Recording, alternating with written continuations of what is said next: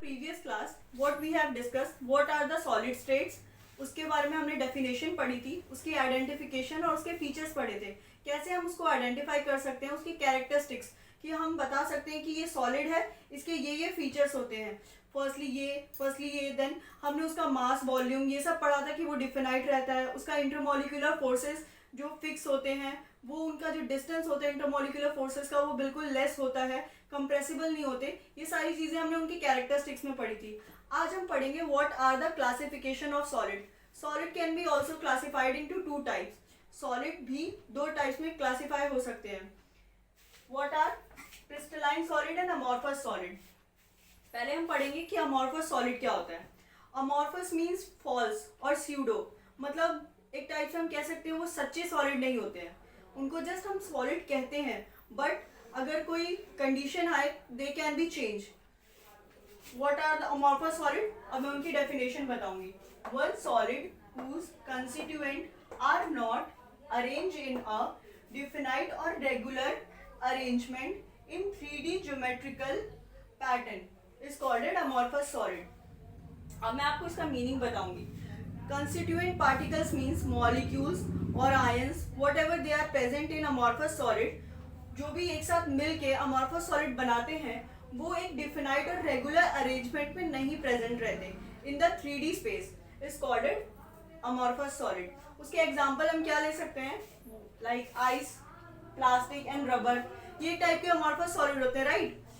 आप समझ सकते हैं आइस मेल्ट होता है, फिर वो चेंज हो जाता है दूसरे फॉर्म में, तो वो amorphous solid नहीं है। ग्लास आप देखेंगे विंटर्स में थोड़ा सा ग्लास का शेप चेंज हो जाता है, फिर समर्स में थोड़ा चेंज हो जाता है, तो ये डिफरेंस जो आता है ना, इसी को कहते हैं amorphous solid.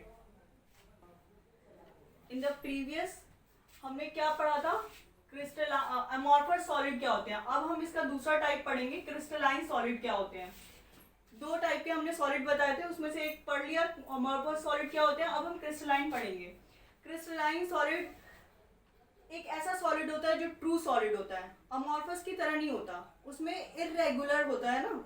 वो रेगुलर जो कंस्टिट्यूएंट पार्टिकल होते हैं वो अपनी फिक्स पोजीशन पे नहीं रहते हैं in 3D space, but crystalline में जस्ट अपोजिट होता है। The substance constituent particle are arrange in a definite geometric pattern in 3D space are called it crystalline solid. आप इसके नोट्स बनाते हुए चलिए, सो दैट ये आपके टेस्ट में हेल्प करेगा। इसका मीनिंग क्या होता है, सब्सटेंस कंस्टिट्यूएंट पार्टिकल, जो भी उनकी कंस्टिट्यूएंट पार्टिकल्स होते हैं, मॉलिक्यूल्स और atoms, which ever they are present in crystalline solid, वो ना एक डिफिनाइट ज्योमेट्रिक पैटर्न में अरेंज रहते हैं, और इसीलिए वो एक फिक्स शेप देते हैं, जिसकी वजह से और वो 3D शेप में रहते हैं, तो उसे कहते हैं क्रिस्टलाइन सॉलिड। जैसे शो कर सकती हूँ, ये देखिए, इसके जो पार्टिकल्स हैं ये एक फिक्स पोजीशन पे हैं, और मॉलिक्यूलर फोर्सेस बाउंड है एक दूसरे से, और ये जो 3D स्पेस में है ना, ये अपना पैटर्न जो है ये मेंटेन रखते हैं, इसको कहते हैं क्रिस्टलाइन सॉलिड। हमने पहले पढ़ा था क्या होते हैं क्रिस्टलाइन सॉलिड, क्या होते हैं अमॉर्फस सॉलिड। अब हम दोनों के बीच में डिफरेंस पढ़ लेते हैं, कैसे वो दोनों एक दूसरे से डिफरेंट है, तभी तो टू टाइप ऑफ क्लासिफिकेशन है ना। तो अब हम उन दोनों के बीच में डिफरेंस पढ़ लेते हैं। दे have definite shape and size, उनका डिफिनाइट मतलब फिक्स शेप एंड साइज होता है, और दे do not have definite shape and size, उनका कोई fix definite shape and size नहीं होता।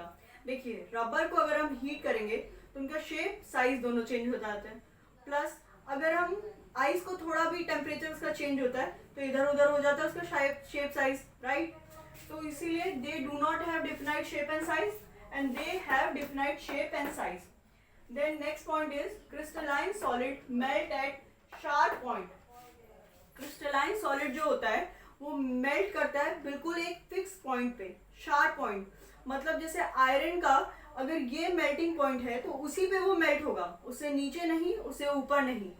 तो ये क्रिस्टलाइन सॉलिड में होता है कि दे मेल्ट एट शार्प पॉइंट, मतलब उसका पीक टेम्परेचर जब वो रीच करता है तभी वो मेल्ट होगा। दूसरा क्या है, gradually soften over a range of pressure.